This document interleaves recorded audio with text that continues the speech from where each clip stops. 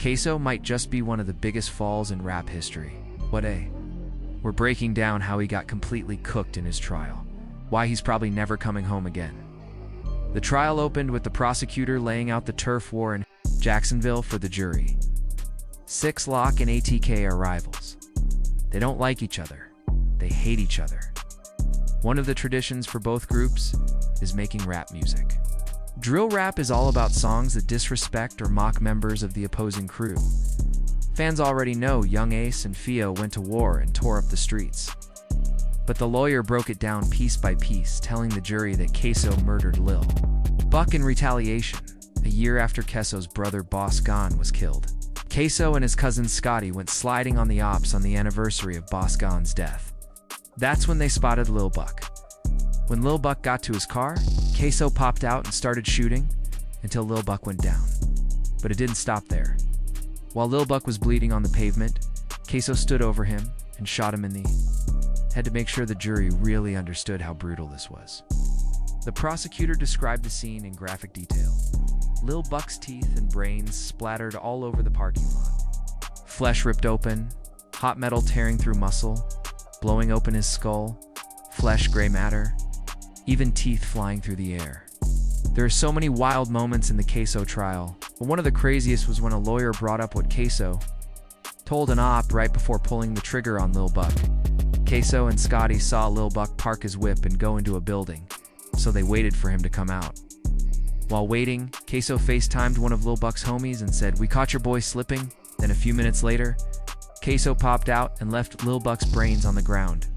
Queso even used Instagram on his phone to contact Raekwon Howard, affiliated with 61 Your Voice SL. But the defense team didn't reveal much about that. The defense tried to make witness Barbara Buckley sound sketchy.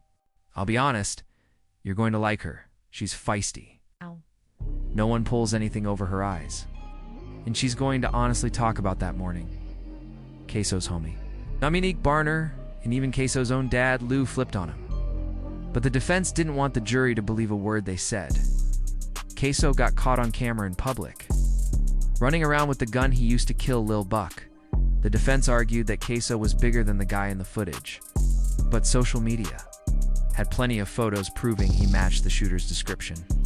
After killing Lil Buck, Queso jumped in a car with Scotty and Dominique Barner and took off with cops chasing them. They crashed the car and Queso split off, running through woods into another neighborhood.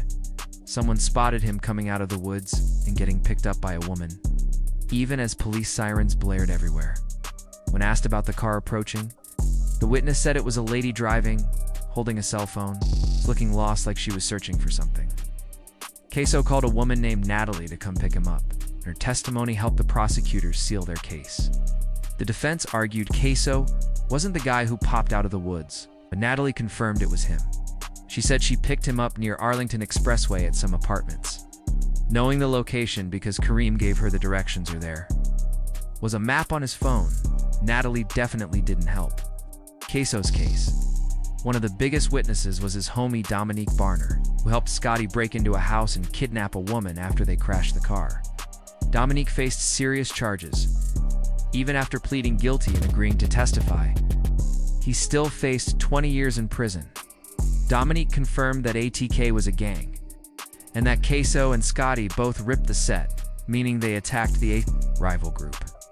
He was familiar with a local rap group called ATK, and confirmed that Abdul Robinson Jr., Kareem, Akeem Robinson, Leroy Whitaker, and Thorin Williams were all part of it. Dominique testified about all the diss tracks in Real Street violence going on. According to him, Lil Buck dropped a diss track targeting Queso's brother Boss Goon, and that's why Queso wanted to take him out.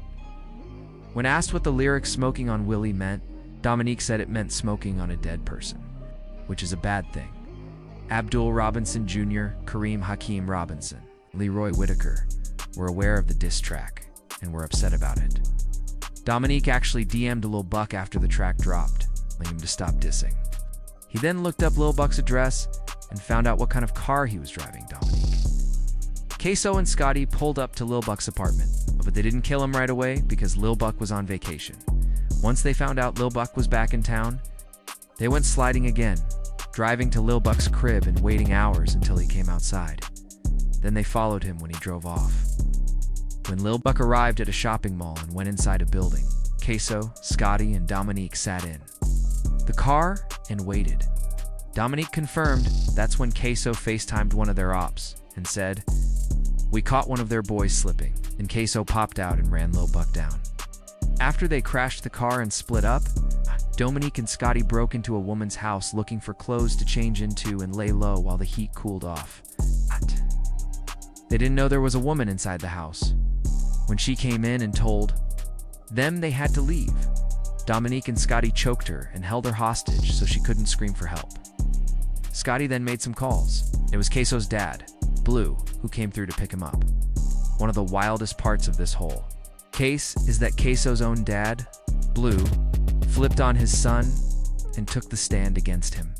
Blue is facing charges in other cases, but he figured testifying against Queso might help him get a lighter sentence. The prosecutors tried to prove that the hit on Lil Buck was retaliation for Queso's brother Boss Goon's murder. Blue was there when Boss Goon got killed. Blue was driving the car when shooters rolled up and sprayed bullets. He testified about holding Boss Goon's hand as he died in the car. He said, "As I was driving, I could hear Willie making this gurgling noise. I held his hand while I was driving because I didn't want him to die alone." Blue's other son, Abdul Robinson Jr., was also in the car when Boss Goon got killed. Abdul is also facing murder charges for Lil Buck, but his trial will be separate. And Blue is likely to testify there too. Blue testified that Lil Buck was affiliated with 6 Lock and had beef with KO and everyone else in Act TK. After Blue picked up Scotty and Dominique from the house they broke into, he drove them behind a Burger King so they could burn the clothes they wore during the hit. Dominique and Scotty told Blue what happened, and Blue decided to help them a bit to cover it up. But after Blue got booked and faced charges, he flipped completely and admitted in court that Queso was the one who pulled the trigger on Lil Buck. When the prosecutor asked, "Who's the person captured on the video shooting Charles McCormick?" Blue answered, "My son." "What's your son's name?" "King." Testifying against your own son is intense, but this wasn't the first time Blue snitched in court.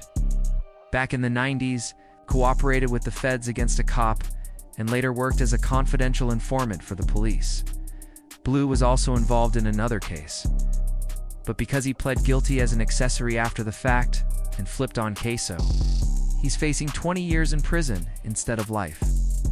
The prosecutors had witnesses, snitches, and DNA evidence all pointing to Queso's guilt. But Queso pretty much self-snitched after killing Lil Buck. He's also facing murder charges for killing Fulio's homie Lil Bibby. And right now, his reaction to finding out about that charge is going viral. Here's how it went down. "Do you have a warrant for your arrest?" "Yes." "For murder." "What?" "What?"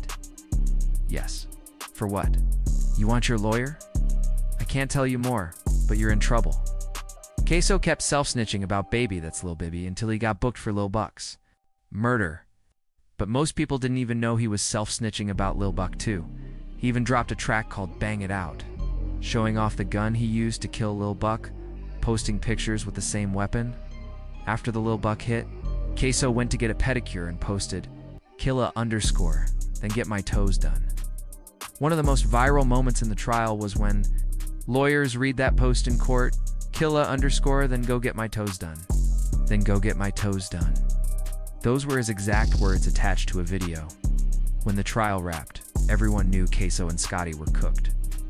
The defense didn't have much to fight against all the evidence.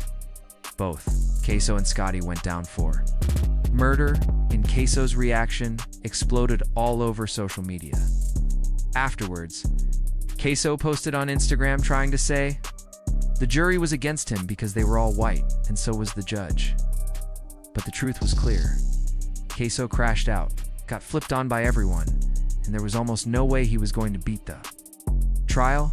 The cops had DNA, videos, witnesses, and Queso's own self-snitching. Now he's facing life in prison. And what makes it worse, Queso still has to fight the Lil Bibby case, so even if he somehow appeals the Lil Buck conviction and wins chances, or he'll catch another life sentence for allegedly killing Lil Bibby. Queso's self-snitching didn't stop with Lil Buck. It was nothing compared to how much he allegedly revealed after the Lil Bibby killing. Right now, his sentence for the Lil Buck case is set to be handed down in September 2025. This whole situation is a cautionary tale about how quickly things can spiral out of control in the rap game when real life, violence, and street beefs intersect with music. Queso went from rising star to convicted murderer in what felt like no time at all. Evidence was overwhelming. Surveillance footage, multiple eyewitnesses, DNA links, and Queso's own online post showing off the weapon and even bragging about the murder. His own family turned against him. His dad, Blue, testified against him in court, painting a heartbreaking picture of betrayal and the toll of street life on families. Not only was Queso caught red-handed, but his attempts to cover it up failed miserably. From crashing the getaway car to running through the woods and relying on friends to bail him out, it was a desperate and doomed escape plan. Even worse. The brutal details of the shooting, the eyewitness accounts, and the graphic descriptions from the prosecutor left no doubt about the violent nature of the crime.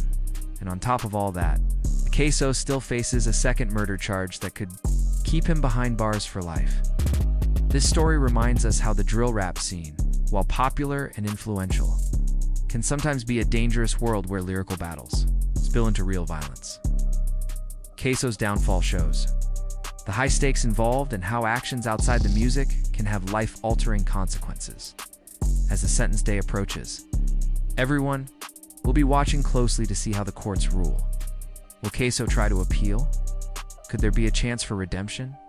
Or is this the definitive end of the line for him in the rap game? Only time will tell. But one thing is clear, this case will be remembered as one of the most brutal and high-profile rap trials in recent history, so if you're following the rap game or street news, keep an eye on this story. It's far from over, and the fallout will likely impact the scene for years to come. Thanks for watching, and if you want more updates on cases like this, hit that subscribe button and ring the bell. I'll keep bringing you the real stories behind the headlines.